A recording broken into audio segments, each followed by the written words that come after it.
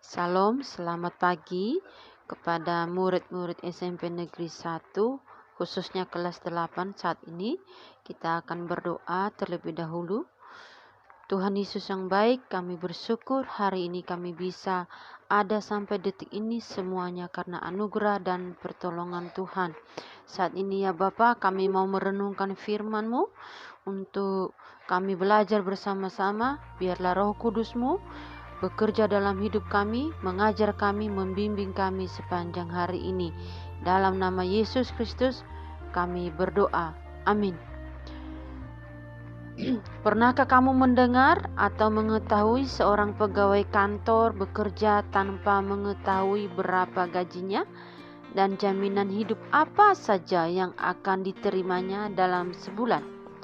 Pernahkah kamu dituntut oleh orang tua supaya kamu jangan melakukan hal-hal yang negatif?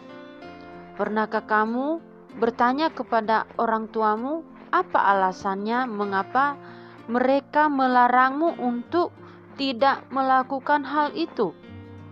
Kecenderungan manusia adalah ingin mengetahui mengapa ia harus menaati suatu perintah dan apa akibatnya jika ia tidak menaatinya.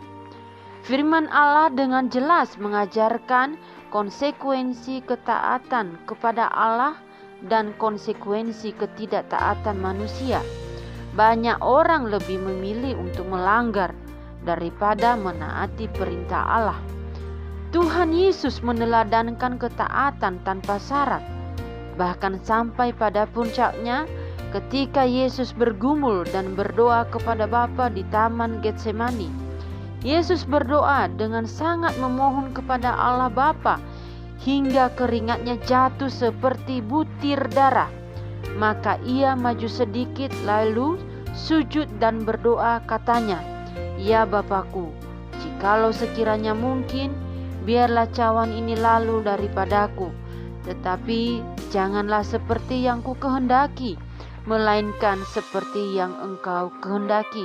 Di dalam Matius pasal 26 ayat 39.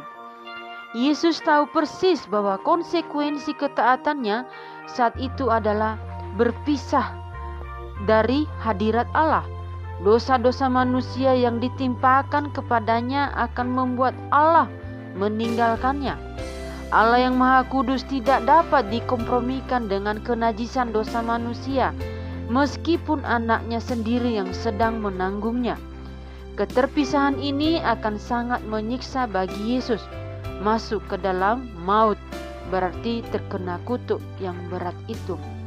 Nah, apa akibatnya apabila kamu tidak taat kepada firman Tuhan?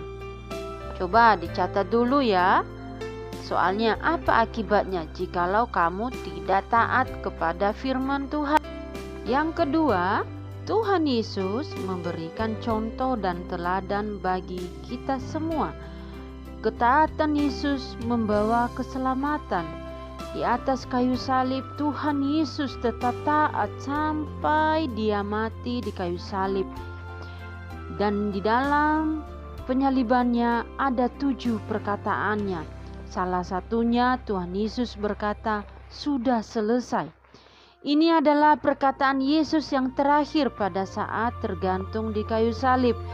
Ia melaksanakan semua kehendak Bapa sampai mengantarnya pada kematian. Iman harus terus dipelihara, ditumbuhkan sampai pada akhir hidup di dunia ini. Banyak orang yang sangat bersemangat pada mulanya, tetapi tidak dapat bertahan sampai pada akhirnya. Banyak alasan yang terdengar rohani dikemukakan hanya untuk menghindari perintah Allah. Tetapi semua itu hanyalah pemberontakan yang dibungkus rapi untuk memberontak terhadap kehendak Allah. Ayub dalam penderitaannya bertahan sampai akhirnya. Allah mengembalikan semua kebahagiaan yang pernah direnggut dari Ayub dengan berlipat ganda. Simeon menantikan datangnya juru selamat dunia. Sampai usianya tua, ia tidak tergoyahkan sedikit pun. Nah, bagaimana dengan kita pada saat ini? Apakah ketaatan kita kepada Tuhan lebih tinggi daripada ketaatan kita kepada manusia. Ada 7 perkataan Tuhan Yesus. Salah satunya tadi adalah sudah selesai. Di dalam Yohanes pasal 19 ayat 30, Tuhan Yesus berkata sudah selesai. Nah, di sini kamu bisa melihat apa akibat daripada Tuhan Yesus taat kepada Bapanya. Yang pertama, ketaatan Tuhan Yesus membawa keselamatan bagi kamu dan saya. Kamu diselamatkan oleh Tuhan Yesus karena Dia taat. Nah, apabila juga kamu taat, kamu juga selamat. Contohnya, jikalau kamu taat melakukan dan menaati rambu-rambu lalu lintas di jalan raya, maka kamu akan selamat.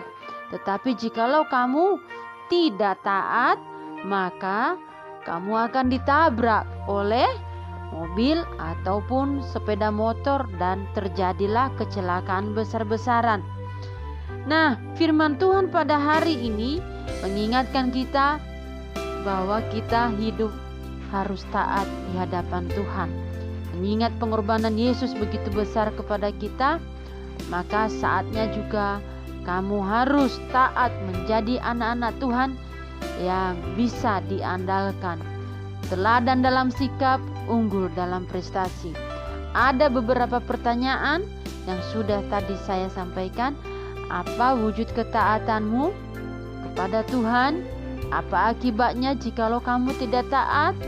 Dan tuliskan 7 perkataan Tuhan Yesus waktu disalib beserta ayat firman Tuhannya.